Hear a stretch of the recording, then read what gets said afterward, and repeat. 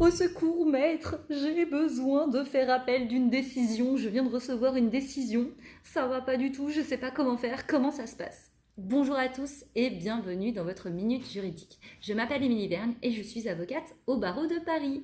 Je suis compétente en droit des affaires, en droit des personnes et en droit pénal, du coup en droit privé. Et du coup, cette vidéo va se tourner sur le droit privé et tout simplement les délais d'appel et quand faire appel. Alors un appel, ça veut dire quoi? Ça veut dire que vous avez reçu une décision de première instance et vous n'êtes pas du tout d'accord dans la manière dont ça a été jugé. Vous dites non, moi c'est pas du tout ok pour vous.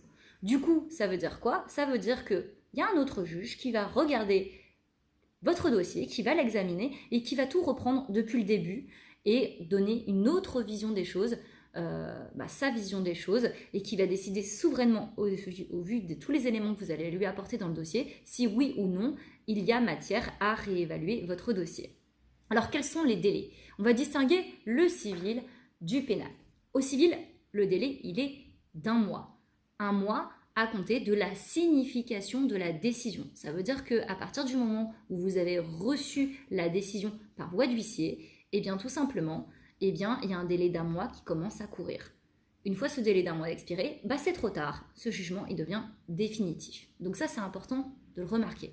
Pour les personnes qui sont en outre-mer, pour le coup, le délai est augmenté d'1 mois. Et pour les personnes qui vivent à l'étranger, ce délai est augmenté de 2 mois. Et alors au pénal, comment ça se passe? Petite subtilité. Le délai de base est de 10 jours francs. Et pour les personnes qui résident hors de France métropolitaine, le délai est d'1 mois.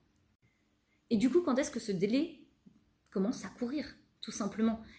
À partir du prononcé de la décision, au moment de l'audience, que ce soit l'audience de jugement ou l'audience de délibéré, ou sinon, si la partie n'était pas présente au moment de l'audience ou n'était pas représentée par un avocat, ce délai commence à courir à partir de la signification ou de la notification de la décision. Mais il faut aussi savoir que l'appel n'est peut-être pas forcément utile. Il faut d'abord s'intéresser à s'il y a matière ou pas à faire appel.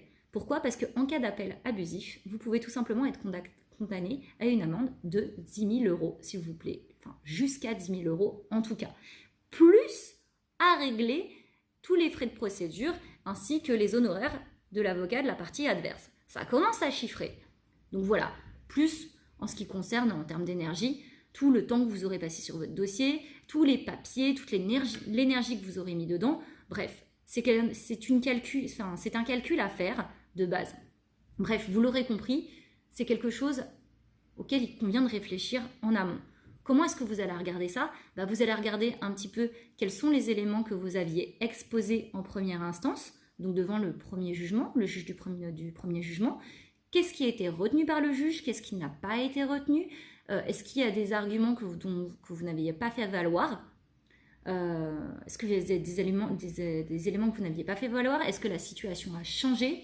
Voilà, tous ces éléments-là, ils devront être pris en compte et il faudra aussi tenir compte tout simplement des frais que vous pourriez engager dans le cadre de cette procédure pour voir si c'est rentable pour vous d'aller plus loin et de poursuivre dans cette direction, dans cette voie. Oui, parce que pour vous donner un petit exemple, je me suis retrouvée à un moment avec un client qui est venu me voir en me disant « mais maître, en fait j'ai reçu une décision ».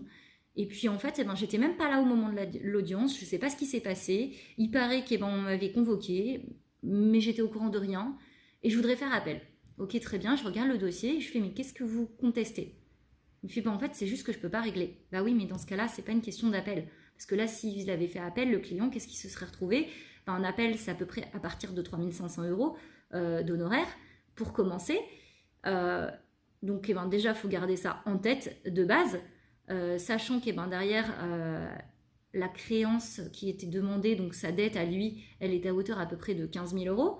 Donc je vous laisse faire un petit peu le calcul. En plus, il allait se faire débouter par le tribunal parce que finalement, il n'avait rien à contester à part le fait qu'il n'était pas présent au moment de l'audience et qu'il demandait des délais de paiement. Mais dans ce cas-là, c'est pas ce juge qui est compétent, c'est pas le juge de la cour d'appel qui est compétent à ce moment-là, c'est le juge de l'exécution, déjà première chose. Puis deuxième chose, avant même de saisir un juge de l'exécution, il y a d'autres possibilités de négociation et de transiger avec la partie adverse. Et ça, si vous voulez plus d'informations, je vous invite à me suivre dans ma prochaine vidéo. Un petit peu de teasing, ça fait pas de mal.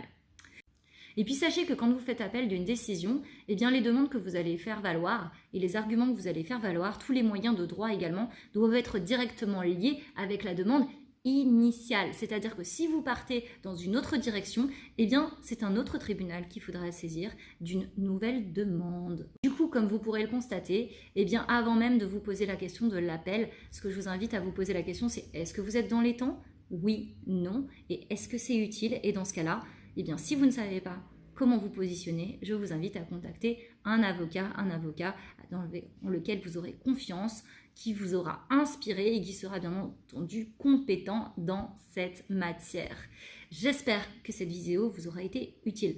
Si c'est le cas, je vais vous inviter à la liker, à la commenter. Pourquoi ? Parce que c'est comme ça que ça marche au niveau de Facebook, d'Insta, de YouTube. C'est comme ça que ça génère de la visibilité, première chose.